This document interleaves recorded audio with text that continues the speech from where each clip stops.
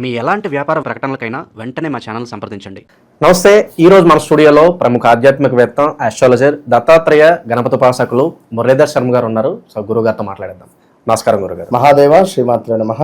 ఈ రోజుల్లో గురుగారు కాన్సన్ట్రేషను మన మీద కాకుండా అసలు పక్క వాళ్ళు ఏం చేస్తున్నారు, వాడు అసలు బాగుపడిపోతున్నాడు, ఈయన ఏదో ఒకటి చేయాలి అంటే వాళ్ళ అభివృద్ధి చూస్తుంటే ఏడుస్తూ ఉన్నారు. దీనివల్ల సాధారణంగా నరఘోష, నరదిష్టి ఎక్కువగా కూడా శత్రువుల నుంచి వాళ్ళు ఏదైనా చేస్తారనో భయం ఎక్కువగా ఉంటుంది. వృషభ రాశి వారి గురించి మనం మాట్లాడుకుందాం. ఎక్కువగా ఈ సమస్యలతో బాధపడుతున్నారు, కామెంట్స్ రూపంలో కానీ వాళ్ళు తెలియజేస్తూ ఉన్నారు. సో మరి దీనికి సంబంధించి జీవితంలో ఎప్పుడు చేసుకున్నా కూడా ఈ బాధలన్నీ తొలగిపోవడానికి అద్భుతమైన రెమెడీ తెలియజేయండి. అలాగే ఏ పని చేసినా కూడా ముందుకు వెళ్ళట్లేదు అనుకుంటూ ఉంటారు, జీవితంలో తరచుగా ఏదో కష్టాలు పడుతూనే ఉన్నాం అంటూ ఉంటారు కదా, అందరికీ కూడా లైఫ్ లాంగ్ ఎవరిని ఆరాధించాలి, పవర్ఫుల్ రెమెడీ ఒకటి తెలియజేయండి. సో మనకు వృషభ రాశి అనగానే ముఖ్యంగా ఈ యొక్క కృత్తికా నక్షత్రం యొక్క 3 పాదాలు, రోహిణి నక్షత్రం కూడా రావడం జరుగుతుంది. అయితే కృత్తికా నక్షత్రానికి సంబంధించింది ఏమిటయ్యా అంటే అగ్నితత్వం. అది మనకు అగ్నితత్వం. అటు పిమ్మట రోహిణి ఎంతో సౌందర్యంగా ఉండేటువంటి తత్వం, అంటే సౌమ్యము, లోపల ఉన్నటువంటి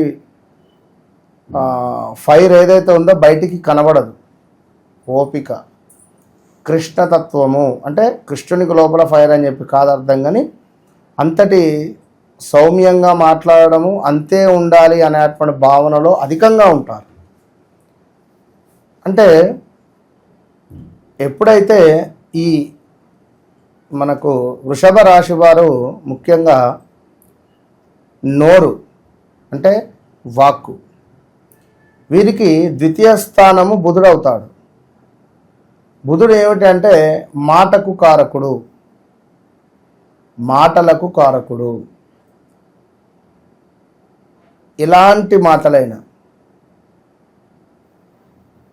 అది సౌమ్యంగా కానీ కోపంగా కానీ, కొందరు తొందరగా ఆగమాగం మాట్లాడతారు.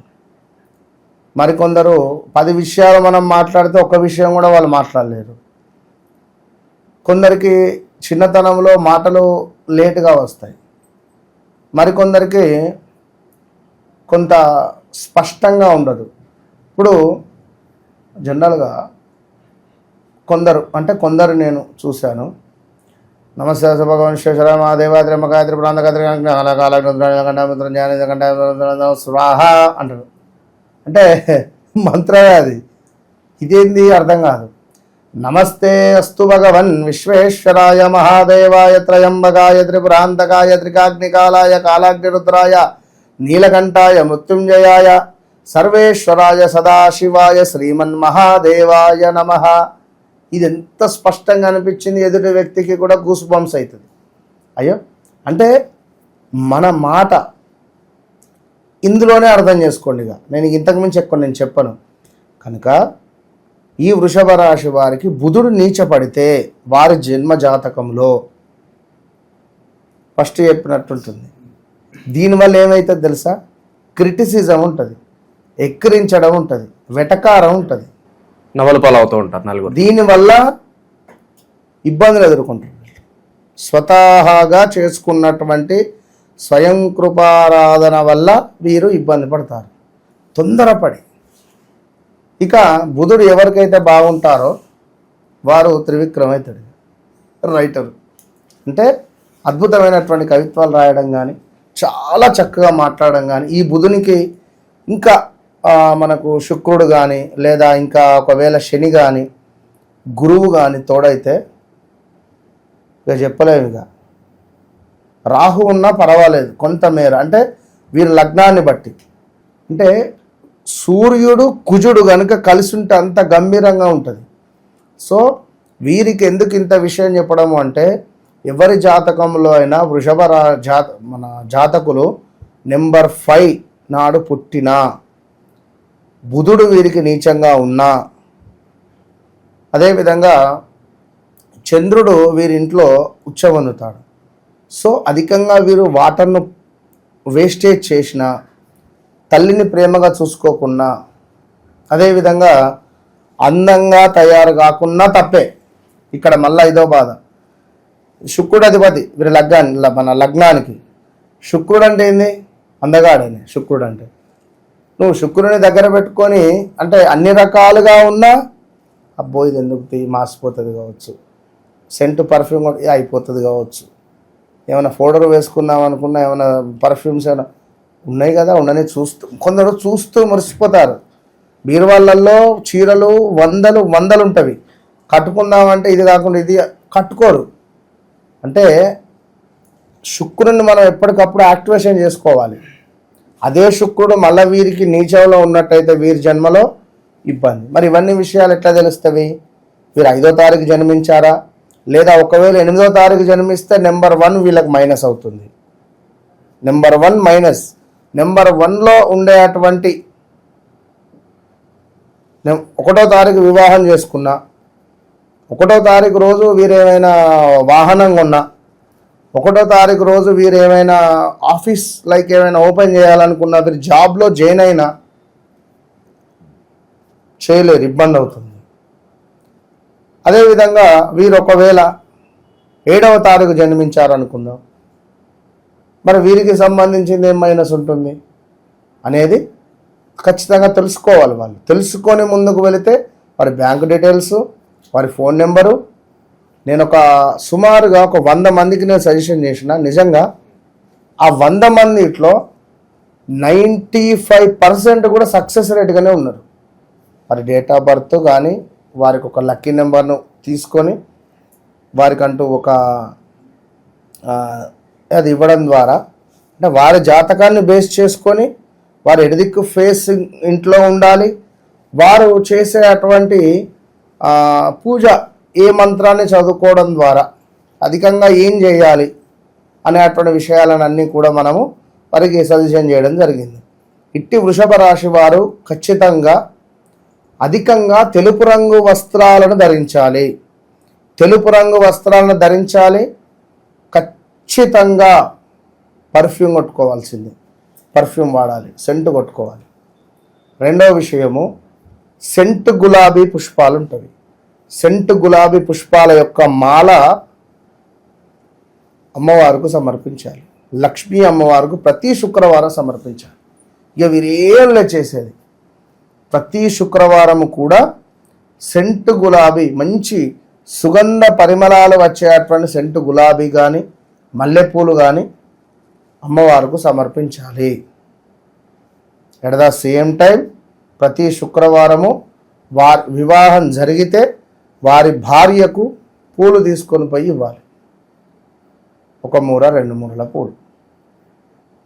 ఇక శుక్రవారాలు కానీ, లేదా ఏమైనా అష్టమి తిథి అప్పుడు కానీ, లేదా ఏమైనా ఈ నవరాత్రులు కానీ, లైక్ ఏదైనా ఉదాహరణకు బర్త్డేలు కానీ, వీరి జన్మ నక్షత్రం రోజు కానీ, వీరి లక్కీ డే ఈ రోజు నాడు సుమారుగా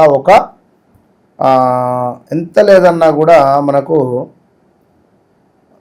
ఏదన్నా దేవాలయంలో చక్కగా ఎరుపు రంగు చీరలు కానీ, మల్లెపూలు కానీ, ఎరుపు రంగు గాజులు కానీ, ఇవి సువాసినీలకు వీరి భార్య చేతుల మీదుగా దానం ఇప్పించాలి. వీరి భార్యకు ముందు భర్త ఇవ్వాలి. ఇగో ఎరుపు రంగు సారీ కట్టుకో, చక్కగా అమ్మవారిలాగా తయారుగా మల్లెపూలు పెట్టుకో మంచిగా, అదేవిధంగా మంచిగా గాజులు వేసుకోండి. వారి భార్యకు సాక్షాత్తు అమ్మవారుగా భావన చేసుకొని అన్నీ చెప్పి చక్కగా తాంబూలం తీసుకొని 11 చీరలో 6 చీరలో తీసుకొని చక్కగా కూడా ఒక తమలపాకులో చక్కగా గంధము పసుపు వారికి 6 నుండి మినిమం 6 మెంబర్స్, నెంబర్ 6 సంఖ్య వచ్చేటట్టుగా చూసుకోవాలి. నెంబర్ 6 తర్వాత ఏమిటి మనకు 15 మెంబర్స్కు పంచాలి. లేదు అనుకుంటే 24 ఇట్లా వీరికి మీరు పంచడం ద్వారా సూపర్ రిజల్ట్ ఉంటుంది. పెళ్లి కాని వారికి కూడా ఏదన్నా రెమెడీ ఉంది? పెళ్లి కాని వారు కూడా దేవాలయానికి వెళ్ళి అమ్మవారికి ఎరుపు రంగు క్లాత్ను అమ్మవారి ముందు పరిచి, ఆ గర్భగుడి ముందు ఎరుపు రంగు యొక్క క్లాత్లో 108 ఎరుపు రంగు గాజులను పట్టుకొని పోవాలి. చక్కగా ఒక్కొక్క గాజు పెడుతూ అమ్మవారు ఒక్కొక్క నామం చెప్పాలి. ఒక్కొక్క నామం చెప్తూ అందులో పెట్టేసి మొత్తము కూడా మూట కట్టి అమ్మవారి దగ్గర పెట్టాలి. పెట్టిన తర్వాత అర్చన చేయించుకున్న తర్వాత ఆ మూటను తీసుకొని ఇంటికి వెళ్ళిపోవాలి. మళ్ళీ నెక్స్ట్ శుక్రవారం రావాలి. మళ్ళీ యాజ్ ఇట్ ఈజ్ ఈ మూటను ఓపెన్ చేయాలి. మళ్ళీ అందులో ఒక్కొక్క గాజు పెట్టాలి. పక్కన పెట్టేసి గాజులను మళ్ళీ అమ్మవారి నామాలు చదువుకొని ఒక్కొక్క గాజు పెట్టి ఇట్లా 6 శుక్రవారాలు చేయాలి.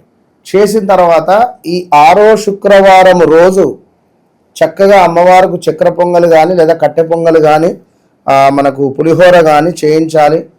చేయించి నివేదన చేయించి చక్కగా కూడా ఈ గాజులను అందరికీ పంచాలి.